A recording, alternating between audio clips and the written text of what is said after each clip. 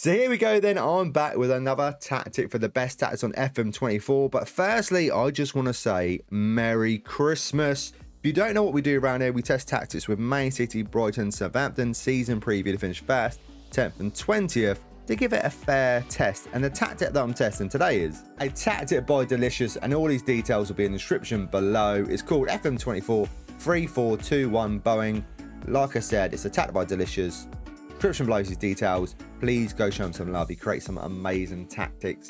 I do love the look of this formation. A 3-4-2-1. It's going to be very interesting. I do love the defensive winger as well at the moment. I'm really loving that. Since I come across it, it's just one position that I really love to use.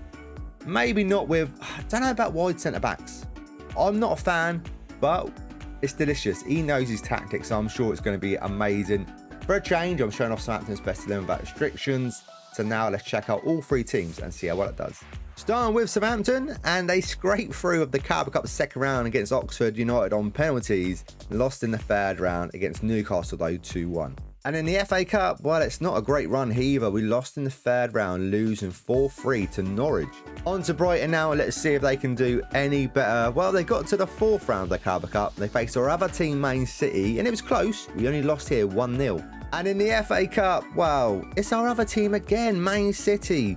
We lost in the third round 2-1. It's not been great for Southampton and Brighton so far. Now on to Man City's results, and I really love those results. 12-0 against Man United in the Community Shield. 12-0. This is insane. But to be fair to Man United, they did get Fernandes sent off after 10 minutes, but just look at that. Haaland bagged himself 5 goals. 12-0. Unbelievable. And in the Carabao Cup, a tough opening game against Tottenham, but we beat them 3-0. Knocked out Brighton, Norwich and Villa in the semi-final. It's Crystal Palace in the final, a team we should be really beating, but we lost here out on penalties. But in the FA Cup, it's a different story because we went all the way, beating Newcastle in the quarterfinal, Chelsea in the semi-final, in the final, Liverpool. It was close, but we come out on top, picking up the FA Cup 2-1. On to the Champions League now, and I always call this the big one because it is the big one. We won 5, didn't draw a single game. We did lose 1 game. We finished with 15 points, the same with Juve, and the same goal difference as well.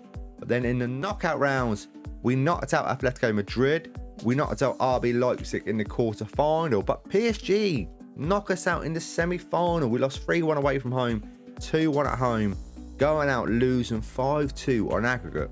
And in the Premier League, well, we are champions. We won 30 out of 38. We drew 4, lost 4. We got a goal difference of 84, which is great, and 94 points from Man City. Brighton and Southampton doing very well as well. 62 points and 59 points apiece, which is great. Haaland scored 34 goals in the league. Adam Armstrong getting up there with 24 goals. That's great for him. And Phil Foden, third place here with 17. Kevin De Bruyne, Haaland, Nunez with the highest ever rating, top 3. Kevin De Bruyne with 29 assists. Solly March with 15. Sugawara with 15. Kevin De Bruyne with the most player of the match awards. Sugawara doing very well. Second place here with 6. All in all, that looks great, but let's take a closer look. And we're going to start with Man City, where Haaland scored 58 goals in all competition. Kevin De Bruyne with a 7.65, the highest ever rating. I'm glad it's not Haaland for a change. But this is why. 43 assists. Unbelievable. Ederson, best pass completion.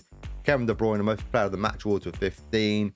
Nunez, most yellow cards with 9. And Ruben Diaz with 1 red card. On to Brighton, where their top goal scorers only got 12 goals. João Pedro, Solly March with the highest ever rating of 7.36. He's got the most assists as well with 15. The keeper has got the best pass completion of 94%. The player of the match awards got 4 here. And most yellow cards, Van Heckel with 13, unlucky for some. And 1 red card for Adam Webster. On to Southampton now, and Adam Armstrong's their top goal scorer, 24 goals. Sugawara with 7.25 and the highest ever rating. He's also got the most assists with 15. He was playing as a defensive winger on the right. He had a phenomenal season. Best pass completion, Aaron Ramsdale with 93%. Sugawara, the player of the match awards, with 6. Most yellow cards, Flynn Downs with 17 yellow cards. That's a lot of yellow cards. And 1 red card for Bednarak and Flynn Downs. Flynn Downs had a problem this season. On to team overall view now, where most points per game, obviously, is Man City top with a 2.47. Brighton and Southampton 7th and 8th place, which is great. Most goals, we scored a lot of goals this season. Man City 117, Brighton with 78, Southampton 69. Most shots for were top here of Man City with 771, Brighton second place with 619, and Southampton 7th. Fewer shots against were top here again, Man City 257 and Brighton 5th place here 365. We are on best pass completion, Brighton 6th place 88%, also Man City in 8th place with 88%. A lot of teams on 88%. Most possession, 6th place here with 54% with Man City and Brighton with 53%. Most dribbles made were top here with 724 with Man City, this keeps seeing Man City. And then Brighton 4th place here with 662. Most clean sheets, Man City, joint 4th place with 15 and fewest conceded.